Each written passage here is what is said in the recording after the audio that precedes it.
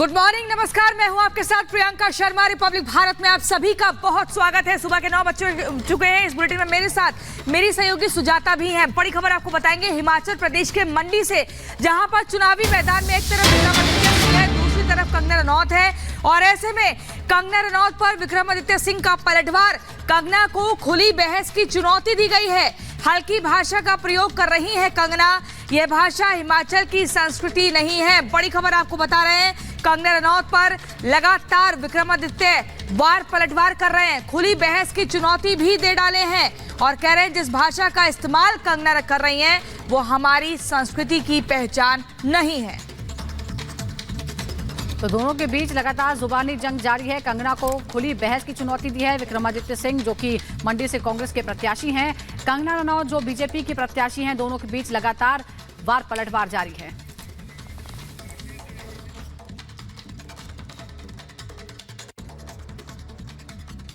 जिस तरीके की भाषा शैली का वो प्रयोग कर रहे हैं वो हिमाचलियत और हिमाचल की संस्कृति में तो नहीं है।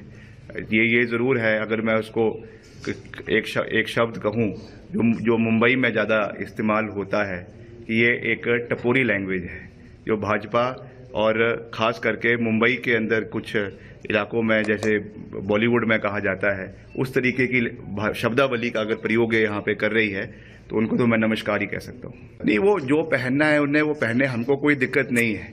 मगर समस्या ये है कि ऐसा लग रहा है कि कोई फिल्म की शूटिंग चल रही है, जहाँ जाती हैं वहाँ का पहनावा पहन लेती है।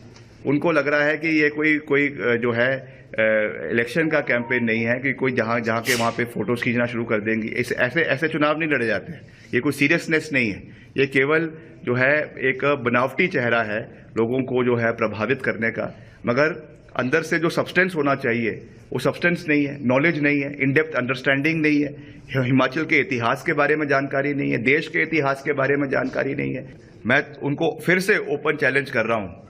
हालांकि मुझे पता है कि वो एक्सेप्ट नहीं करेगी क्योंकि उनको अंडरस्टैंडिंग नहीं है, बट आई स्टिल रिक्वेस्ट हर कि वो यहाँ पर आकर सेरी मंच के ऊपर एक ओपन डिबेट मेरे साथ करें, ओपन डिबेट करें। सारा मीडिया वहाँ पर हो, सारा प्रदेश का मीडिया वहाँ पर हो, इंटेलेक्चुअल क्लास वहाँ पर हो, स्टूडेंट्स वहाँ पर हो और वहाँ पे हमसे डिबेट करें कि उनका क्या विजन हिमाचल के लिए है, क्या कार्य उन्होंने किए हैं और क्या वो करना चाहती है। और हम कहेंगे कि हमने क्या कार्य किया है, हमारा क्या विजन है, और आप उसमें प्रश्न पूछें और फिर जनता तय करेगी कि क्या उन्होंने जो है वो आगे का भविष्य। लेकिन आपने देखा कि मेरी हर बात को लेकर मुझ पर आक्रमण हो रहे हैं। यहाँ तक कि मैं कोई ड्रेस पहन लूं किसी क्षेत्र की, उसको लेकर भी मुझ पर टिप्पणियां हो रही हैं, अभद्र बातें हो रही हैं कि जैसे फिल्म की वो शूटिंग कर रही है। जब मैं राजनीति में नहीं भी थी तब भी, चाहे कुल्लू की पट्टी हो या पट्टू हो, हर जगह मैंने उसका बहुत प्रचार किया। दोस्तों, ये बात भी मेरी इनके आंखों में खटक रही है। हर बात जैसे मेरी इनकी आंखों में खटकती है, मेरा तो मात्र सांस लेना ही इनकी आंखों में खटक रहा है। और खबर यूपी से, जहां पर वोट के लिए माफिया के प्रति प्रेम दिखाना महंगा पड़ गया है सपा प्रत्याशी को। दरअसल संभल से सपा प्रत्याशी जियाउर रहमान बर्क ने मंच से माफिया अतीक और मुख्तार का नाम लेकर वोट देने की अपील की। उन दोनों को कुर्बानी, ये बताया कि उन्होंने कुर्बानी दी है और अब इस मामले में एफआईआर दर्ज हो गई। माफिया की मौत को बताया था कुर्बानी और अब बर्क के खिलाफ एफआईआर दर्ज हो गई है, क्योंकि जियाउर रहमान ने इस तरह से मंच से ये कहा कि उनके नाम पर वोट दीजिए, वो कुर्बान हुए हैं। माफिया की मौत को कुर्बानी बताने के मामले में अब केस हो गया है। संभल से सपा के उम्मीदवार हैं जियाउर रहमान और उनके खिलाफ अब केस दर्ज हुआ है। चुनावी मंच से विवादित बयान देने के मामले में बर्क के खिलाफ केस हुआ है। माफिया की मौत को कुर्बानी बताया था।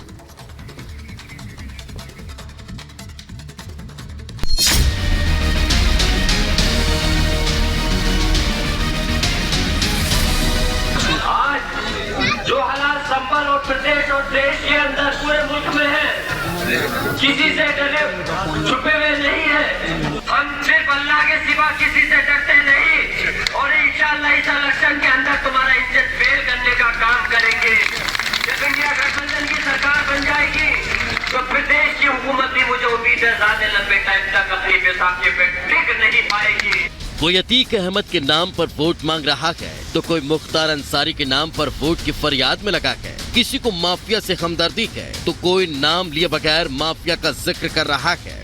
और इन सब के बीच एक बात नोटिस करने वाली है कि ये समाजवादी पार्टी के नेता हैं और 2024 के इलेक्शन में चुनाव लड़ रहे हैं। जियाउर रहमान संभल से समाजवादी पार्टी के प्रत्याशी हैं और ये किसी से छिपा नहीं कि माफिया मुख्तार अंसारी और अतीक अहमद की पॉलिटिकल हिस्ट्री समाजवादी पार्टी से जुड़ी रही है।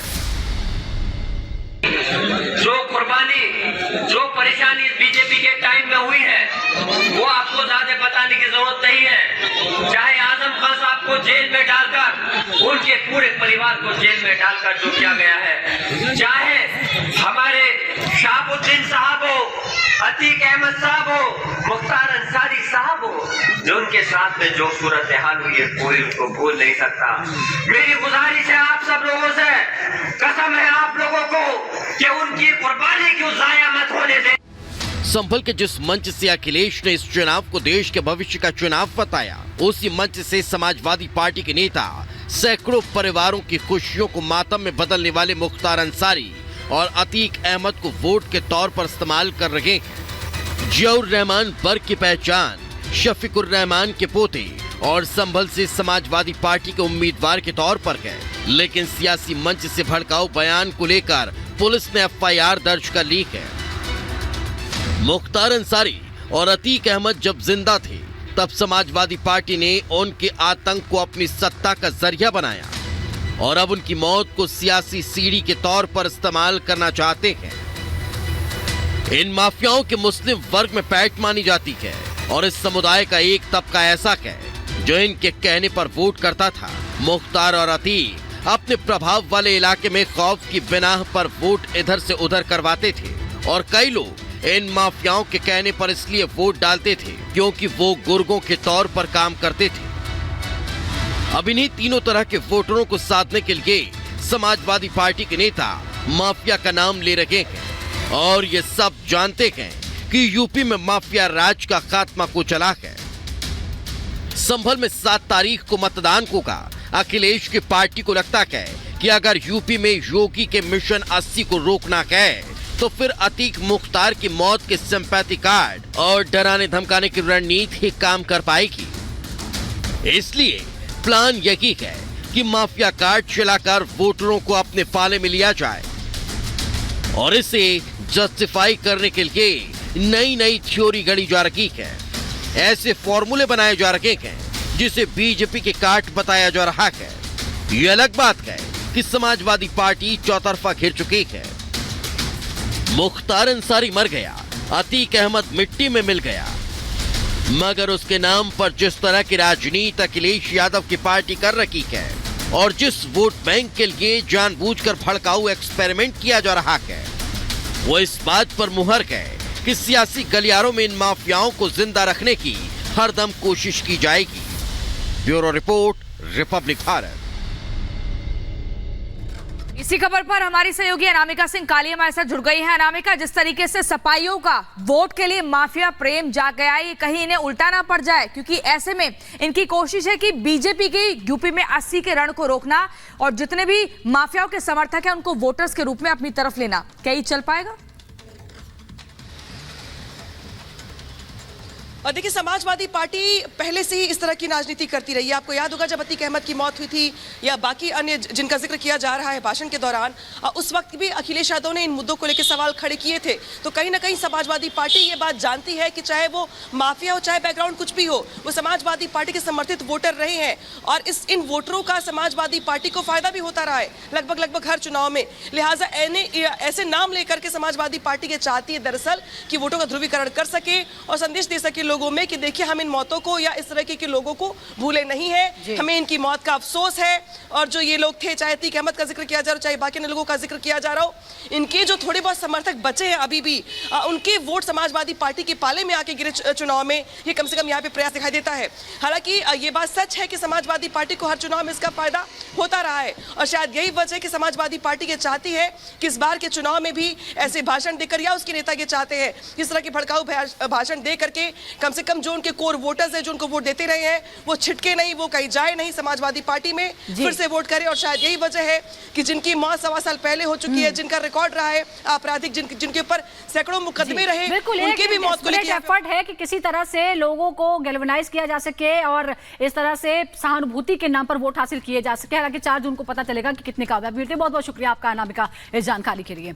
इधर चुनाव प्रचार लगातार जारी है और एक्टर गोविंदा भी चुनाव प्रचार करने पहुंचे कोल्हापुर और यहां पर प्रचार के दौरान उन्हें डांस भी करना पड़ा। खबर इस रिपोर्ट में दिखाते हैं।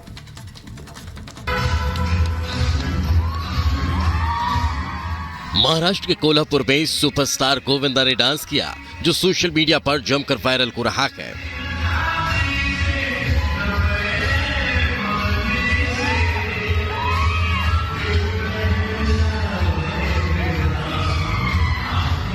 अभिनेता गोविंदा शिवसेना शिंदे गुट के प्रत्याशी के समर्थन में प्रचार करने पहुंचे थे।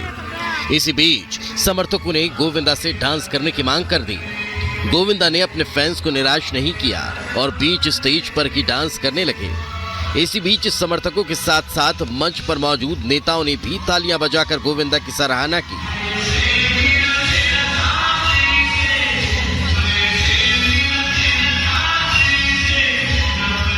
अट्ठाईस मार्च को बॉलीवुड एक्टर गोविंदा महाराष्ट्र के सीएम एकनाथ शिंदे के नेतृत्व वाली शिवसेना में शामिल हुए थे। तब से उम्मीदवारों के प्रचार में लगे हुए हैं। Bureau report, Republic Bharat. तो देखिए, तीसरे चरण के रण में तमाम राजनीतिक पार्टियां लगातार जुटी हुई हैं, लेकिन आपको चुनावी अपडेट में बता दें, पीएम मोदी महाराष्ट्र में आज उनका दूसरा दिन है। लगातार ताबड़तोड़ रैलियां कर रहे हैं। मड़ा, आपको बता दें, ओस्मानाबाद और लातूर में आज पीएम मोदी की रैली है। ये दूसरा दिन है महाराष्ट्र में। तेलंगाना के जहीराबाद में प्रधानमंत्री मोदी की रैली होगी, जिसमें तमाम जमीनी मुद्दों को संबोधित करेंगे पीएम मोदी। और ऐसे में इसके बाद अमित शाह की अगर हम बात करें तो वो पश्चिम बंगाल के दौरे